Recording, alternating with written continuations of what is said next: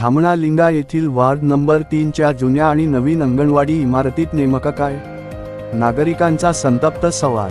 आपण बघत आहात BS4 न्यूज यूट्यूब चॅनलवर। धामणा लिंगा येथील प्रतिनिधी संजय खांडेकर यांची रिपोर्ट।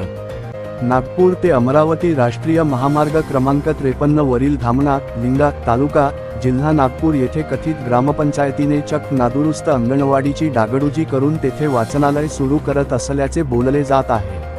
नागपूर जिल्ह्याचे CEO विनायक महामुनी यांनी ड्रीम प्रोजेक्ट या योजनेअंतर्गत नागपूर जिल्ह्यातील गावात ग्रामपंचायतच्या हद्दीत असलेल्या जुन्या इमारतीला पुनर्जीवित करून त्या ठिकाणी गावकऱ्यांसाठी सार्वजनिक वाचनालय उभारण्यात येणार असल्याचे सांगितले। त्यासंदर्भात नागरिकांनी आवाहन सादर करण्याचे आवाहन प्रसिद्धी माध्यम व सोशल मीडियावर माहिती जनतेपर्यंत पोहोचविण्यात आली। आतापर्यंत जिल्ह्यातील 103 गावात जुन्या इमारती दुरुस्त करून सार्वजनिक वाचनालय उभारण्यात आले, त्यात धामणा लिंगा गावाचा उल्लेख आहे। परंतु गावकऱ्यांना माहिती नसताना गावात कोठे आणि कधी वाचनालय उभारण्यात आले असा प्रश्न निर्माण झाला आहे। धामणा लिंगा ग्रामपंचायत तर्फे माहिती पुढे आली होती की खाजगी ठिकाणी असलेले वार्ड नंबर 3 पोस्ट ऑफिस जुन्या झालेल्या अंगणवाडीला सन 2004 ते 05 बांधून उद्घाटित झालेल्या दुरुस्ती करून पोस्ट ऑफिस उभारण्यात येणार आहे।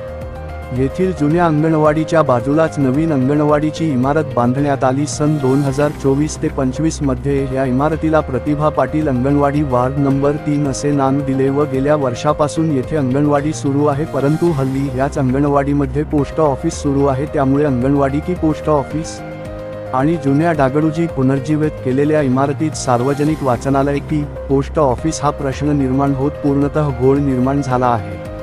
धामणा लिंगा गावातील ग्रामपंचायतीचा कार्यकाल गेली वर्षांपासून संपला। प्रशासकीय समिती निर्माण करून ग्रामसेवक अलोने हे प्रशासक म्हणून तर सरपंच वंदना तुतुरकर, उपसरपंच मनोहर येलेकर व एकूण 9 सभासद हे प्रशासकीय सभासद आहेत। ग्रामपंचायत असे संभ्रमावस्था निर्माण करून निर्णय का घेतात असा सवाल करत आहे।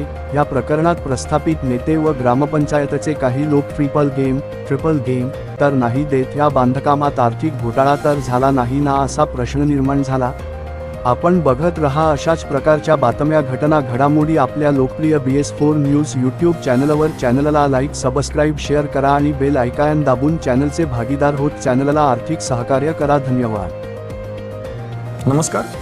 प्रोजेक्ट ड्रीम अंतर्गत नागपूर जिल्हा परिषदेने आपल्या गावांमध्ये जे पडीक इमारती आहेत, जुन्या शाळा आहेत, जुने समाजभवन आहेत, त्यामध्ये खूप सुंदर वाचनालय 103 ठिकाणी बनवलेले आहेत। आणि ग्रामपंचायतमधील सर्व सरपंच, सर्व विद्यार्थी, सचिव, युवक आणि स्पर्धा परीक्षेसाठी तयारी करणारे सर्वांना माझी अशी विनंती आहे की आपल्या गावामध्ये जर एखादं समाजभवन असेल किंवा एखादी वाचनालयाची जुनी इमारत असेल, एखादं जुनं ग्रामपंचायत कार्यालय असेल किंवा कुठलं जरी ज्यामध्ये आपण वाचनालय सुरू करू इच्छित असाल, तर आपण खाली दिलेल्या नंबरवरती आपल्या तालुक्याचे नाव, गावाचे नाव आणि इमारतीचा फोटो आणि त्याचा अंदाजे एरिया किती आहे तो या नंबरवरती पाठवावा।